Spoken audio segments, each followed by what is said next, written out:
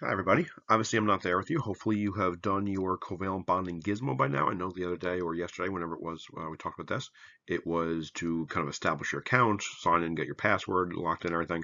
You had this little piece of paper, so hopefully everything worked out well. Were you able to get online and get into the system and have a good time getting some information out of the simulation of it. You would have kind of crossed over some electrons, shared these electrons between molecules, between atoms, I should say, to make covalent molecules. And now we're going to go a little more detail with this. So we have looked at how to draw simple atoms with their dots. That was the Lewis structures from the last part of the chapter. We saw how we could combine them in ionic compounds where we moved electrons back and forth. That was transfer. We had tests on that. Now we spent the last couple of days drawing these pictures for covalent compounds where we're sharing electrons. You've counted electrons, you kind of put them all together, decided where they go. As long as everyone gets their full octet, everybody's happy, then everything's going to work out. You looked at polyatomic ions. Now we're going to see just a last little bit of detail. We'll kind of do another step of comparing ionic to covalent, some stuff we've seen before, but just kind of reiterate it, and then we'll finish up with naming these actual things. We did ionic naming in the last part of the chapter, and now we'll see how we can name covalent compounds also. A little bit different rules from what we saw so far. To start out, though, let's just look at these four structural formulas here, these four pictures, and see what the molecular formulas are for each one. So if you remember this term molecular formula right here, it's just exactly what the two words say. Molecular formula is just a formula of the molecule, saying exactly what's in the picture. What do you see? You don't have to figure anything out. You don't simplify anything. Just what does it tell you?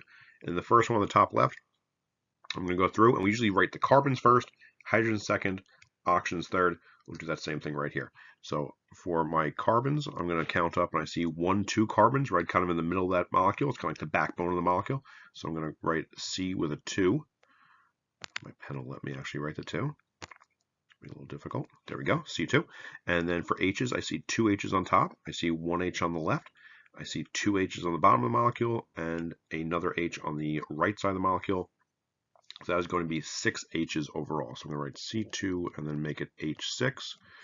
And now the last part, I see there's also an O sort of sticking out there with the H on the right side of the molecule. So I'm going to write an O right there also. So it ends up being C2H6O. The one on the bottom right below it, I see only one C, so I'm just going to write C. I see 1, 2, 3, 4 H's, H4. And then I just see again that one O on the right side, so that's also now CH4O. On the top right, I see 2 C's. I count 1, 2, 3, 1, 2, 3 H's on each side, so that's 6 total. So CH6 again. And then once again, we have only that one oxygen. So C2H6O. And the last one on the bottom right, I'm going to count now this time 1, 2, and I see a third carbon on the right side of the molecule, so it's going to be C3. H, I see 1, 2, 3, 4, 5 H's on the left side, and then 3 more on the right side, so it's going to be 8 H's. And then I still just see that one oxygen right in the middle. So my molecular formula here is going to be C3H8O. So hopefully remember how to do this. Just count up exactly what you see, write what it says, and those are your molecular formulas. Let's see what we're doing today. Okay, so to reiterate some stuff we saw in the last part of the chapter, the ionic part of the chapter, remember that ionic compounds are really just repeating units of the same thing. So this picture here we've seen in the past. It looks just like that model with the little magnets I've got on my desk. It's just repeating units of purple, green, purple, green. This is what salt looks like. This is just NaCl. We call it NaCl because we don't care if it's 10 sodiums and 10 chlorines, a million sodiums, a million chlorines. It says here Na172, chlorine 172. Did I actually count these things? I may have figured out how to count them on this 3D picture. I don't know.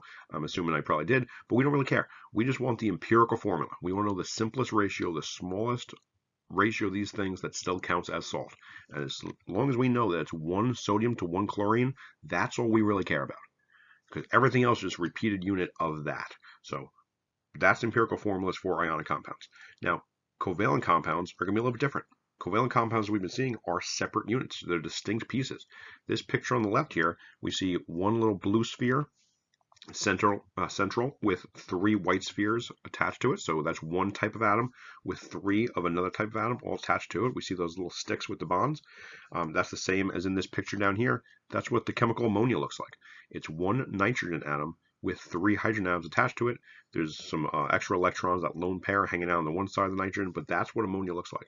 It's not repeating units of some N's with some H's thrown in. It's one distinct thing in that little molecule keeping to itself. It's a separate piece. So we can't use empirical formulas in this way. We can't treat it like an ionic compound and say, well, let's reduce it. No, no. We want to know exactly how many H's and exactly how many N's we had in that one unit, because we need to build this one thing piece by piece. So we need to know the information. That's what molecular formulas are for. So again, the difference is for NaCl, you maybe could say, well, it's one Na and one Cl right here. That's just the simplest unit of these things. That still counts as salt. It's not just one sodium by itself and one chlorine somewhere else. As long as you've got one of each one together, that is the smallest unit that counts as salt. So it's a unit of an ionic compound. And then we use the word molecule for an actual separate thing like this. Notice the bottom picture with the water, one O and two H's, H2O, has those bonds. We see those actual lines, the bonds drawn, because that's a thing that's locked in together. This NaCl right here, it's really just two ions with charges kind of next to each other. Yeah, they're touching, but they're really just held together by those attractive forces with the opposite charges. The water down here is a separate molecule, a covalent compound that is its own thing, and it's not just one more step in a chain when we're linking a chain for a larger molecule of some kind. All right, so just because we don't use empirical formulas to describe covalent compounds the way we would for ionic compounds, doesn't mean we can't look at these molecules that look kind of similar to each other and sort of see, can we see any developing patterns. So we don't reduce the numbers of things in molecules. Again, we want to know exactly how many carbons and hydrogens and oxygens, whatever it is we're talking about, are within each molecule. So we could go write molecular formulas for each of these things. But once we know what their molecular formulas are and how many of each element we actually have in the distinct molecule, we can sort of look at them and say, okay, do I see any patterns here? How many carbons are there related to the number of hydrogens? There's always a 1-to-1 ratio. Maybe there's always twice as many hydrogens as there are carbons, things like that. Do we ever have like an oxygen for every carbon? Do the ratios kind of match up? We can do that as sort of a second step. So let's just start out looking at these molecules and see exactly what we have. In the first one, much like we didn't do now, I've got carbons and hydrogens. I see 2 carbons. They're right in the middle. So I'm going to write C2. And then I see 4 hydrogens. So I'm going to write H4. Next pick, that should be a 4. Not really clear. There we go. Kind of 4. Looks enough like a 4. The next picture, I see 1, 2, 3 carbons right down the middle. So I'm going to write C3. And then for the H's, I see 3 H's up top, 1 H on the left, 2 more H's in the bottom. So that is 6 total. So I'm going to write H6. So it's C3H6. And then my bottom picture, I see 1, 2, 3, 4 carbons sort of straight down the middle. So I'm writing C4. And then for my number of hydrogens, I see again 3 H's sort of in like the top side on the right of it. I see 2 more H's sticking off in almost like triangle shapes on the left. I see 2 more H's on the bottom, and I see another H all the way over on the right side. So I'm going to count 1, 2, 3, 4, 5, 6, 7, 8 hydrogens. So that's 8 total. So it's going to be C4H8. Okay, that's what these things actually look like. Those are the molecular formulas. They are exactly what's going on in this molecule. You don't change that. You don't have to reduce that at all. We just keep it exactly as is. It's telling us really what we have physically, literally in front of us. That being said, if you look at these 3 formulas for these 3 definitely different from each other molecules, do you notice anything? Just look at the ratios of C's and H's. 2 carbons and 4 H's. 3 carbons and 6 H's. 4 carbons and 8 H's. Is there anything that kind of stands out? Maybe there's some kind of similarity, some kind of pattern you see here? Once we know what these molecules actually look like, once we know what their molecular formulas actually are, we can sort of look at the ratios and just say, well, could we kind of just theoretically simplify this? We're not actually doing this empirical formula that it really counts for anything, but we can just see, well, could we simplify it? What can we kind of tell about this thing? If I look at C2H4, C3H6, and C4H8, I'm going to notice that in each one of these cases, there's always twice as many hydrogens as there are carbons. So that the simple ratio of C's to H's in this molecule is always 1 carbon to 2 hydrogens. That's not saying it's what the molecule actually looks like. I'm not changing that. I'm not trying to say that thing. But I just know kind of in the back of my head for myself that these all have the same kind of similarity, the same kind of relationship between their atoms. In each one of these 3 examples, there's always twice as many H's as there are C's. So we will still use the word empirical form for this kind of situation just because that's the word we use, but you're not really changing anything. So these still have their identities.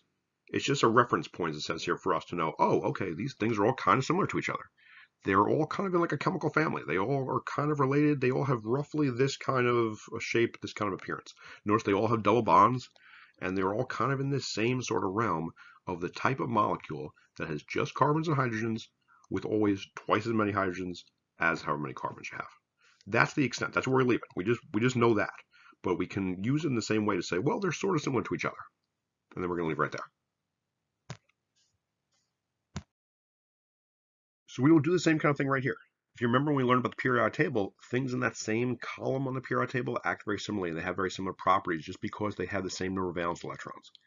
We can do the same sort of thing with these molecules. If we can find formulas for two different compounds that have a similar ratio of one element to another, then we can assume they're going to be kind of similar to each other because they're in the same sort of molecular family. So it's not that you're really changing what the molecule is. I'm trying to really stress that point. We can do this sort of just simple in the back of our heads. Let's see what the ratio is reduction. We're not actually changing what the molecule is, but just so that we understand these molecules have very similar ratios, that'll tell us, do they act kind of similarly, or do we expect them to act similarly to each other?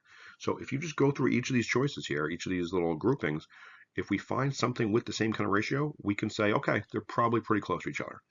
So if you look at the first one, NO and NO3, can we reduce either of these to make it simpler? And the first one, N1O1, that's as simple as it's going to get. The second one, N1O3, well, we can't reduce that at all. One of them is already a 1. So we can't reduce either of these, and they're not the same formula. So these would not be any kind of relation. They have the same elements, but other than that, they don't really have anything in common. Same kind of situation in the next one. I see SO2 and SO3. They look similar. They've each got S's. They've each got O's. But you can't reduce any of these formulas. One S and two O's, or one S and three O's, you can't reduce that at all. So these two compounds, SO2 and SO3, just happen to look kind of similar to each other. They've got the same types of elements. In the last one, though, we see C5H20 and CH4. Well, if I look at these numbers in the first one right here, C5H20, I'm going to notice that 5 would go into both 5 and 20. So I could reduce this, and the simplest ratio of this would be CH4. If I divide by 5 each time, 5 divided by 5 is 1, 20 divided by 5 is 4, and I get CH4. That's the same as this one right here. That means these two molecules, C5H20 and CH4, while definitely different things, we would expect to have some kind of similarities to each other. They're two totally different compounds, two totally distinct compounds. We're not going to confuse them for each other, but just we know as a reference point for ourselves that they very likely would behave kind of the same way. They're probably in the same kind of class of molecules and have similar properties like that. So that's the kind of thing you want to do for the next couple here. So just try them with these next three examples. See if you can reduce. If you can reduce, pull out any of those common numbers and get them where their simplified empirical formulas look just like each other, great. We know that those molecules will probably be really similar to each other. If not, then just leave it alone. So pause your video, see what you can do with those last three examples, and then we'll wrap it up and go on to the last part.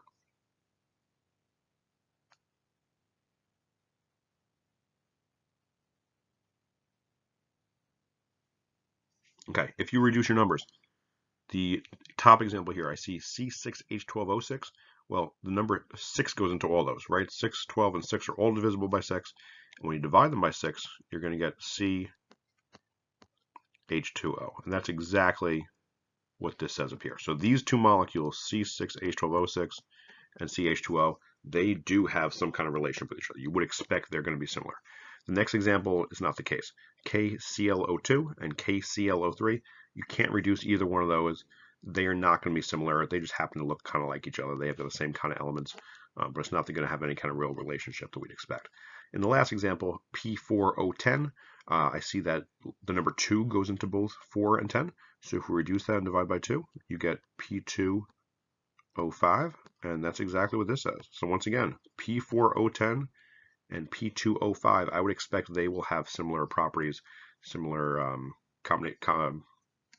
similar compounds and be similar to each other because they have very, very similar formulas, and they do have the same simplified empirical formula. Or just the extra stuff for this chapter to throw in. Main parts, I know it took 15 minutes to get to the main part, but we're going to wrap it up with the name of ionic compounds. Covalent compounds. When we did ionic in the last part of the chapter, there were the rules of keep the metal name the same, change the non-metal to IDA. Polyatomic ions stay the same, you have to crisscross with this. Covalent is much more straightforward to the point. It's one type of rule. You can do the same thing every time. You're still going to change the second element's name to IDA. So for ionic compounds, the second half of the molecule was typically non-metal, and you change the ending to IDA. We're going to do the exact same thing now. So that's at least staying the same. But this time there's no metals, so we're going to have a little different set of rules. We can't do exactly the same things we did last time. So let's see how we're going to do this. CO2 and CO, two very common examples of covalent compounds. Carbon and oxygen are both nonmetals, so these molecules, CO2 and CO, are both going to have nothing but nonmetals. If you know the name of these things, I don't think it's on here, so I'm going to write it myself. CO2 is carbon dioxide. Hopefully you know that by now. I'm sure you know that just from your everyday life. Carbon dioxide. I'll try to fit this in the box. And the second one, CO, is the compound carbon monoxide. You may be aware of that also. It's a dangerous gas that we try to avoid. Hopefully you have carbon monoxide detectors somewhere in your homes. So carbon dioxide and carbon monoxide. So if you take a look at these two names of very similar molecules with very similar names, what stands out? What's the difference here? Carbon dioxide, carbon monoxide. You may be able to figure out already where we're going with these naming rules for how to do covalent compounds. The binary covalent compounds, you'll see the vocab word up here, is going to be just two different types of nonmetals. That's all we're worrying about. We're not worrying about polyatomic ions at all. That's all ionic bonding. This is just one type of nonmetal and another type of nonmetal. It was binary ionic when it was a metal and a nonmetal. Now it's binary covalent when it's one type of metal, a nonmetal, with another type of nonmetal. Two elements. And to do this, we're going to use prefixes. So we're just going to add some beginning to the element name to represent how many there are of it in the formula. We don't have to do any kind of crisscross. We're just saying how many of this element do you see, how many of this other element do you see. So for this example right here, N2O4, we're going to establish what the element name is itself, and then just add a prefix to say how many there are. So I see 2 nitrogens and 4 oxygens in this molecule. 2 nitrogens, so the first element is nitrogen, and then we just want to see what's the prefix for 2. We look over to our chart, our little list on the side here, and it says di, so I'm going to call this di-nitrogen. Apologize for the pen. And then the second element is oxygen. Remember, the second element in the compound, you always change the ending to ID, just like we did the last part of the chapter. So we don't change the name of the first part, but the second element we're going to end in IDA. So this is going to become oxide. And just before we write oxide, let's see how many there are. And it says right here, there are 4 oxygens in this molecule. So I'm going to look what my prefix for 4 is, and it says tetra. So you could write tetraoxide, but usually you see the vowels that back up against each other kind of merge together, and you just write tetroxide. You kind of drop that A. Just sounds kind of less awkward. Tetraoxide works fine, but if you just make it one word, tetroxide, also typically how you see it written. So that's what you're going to do. Just write a prefix and then the name of the element. You only change the ID for the second element. In this example, it points out that if there's only one of the first element, you don't need to write mono. So mono is the prefix for 1, but like up here, we wrote carbon dioxide. We didn't write monocarbon dioxide. And this is carbon monoxide, not monocarbon monoxide. So for this one, NO, we just write nitrogen and then monoxide. Monooxide, you write monoxide. Just kind of merge the words together. So again, not mononitrogen monoxide. You just don't do it that way. It's just the standard way to do it. The first one, you do not write mono. So let's see some more examples. Okay, if we look at the first example on the left side, we've got P2O5. And remember, we just want to write the name of the element and then how many of that element are in the molecule. We're going to indicate that with a prefix. So I see P. P is phosphorus, and I see 2 of the P's.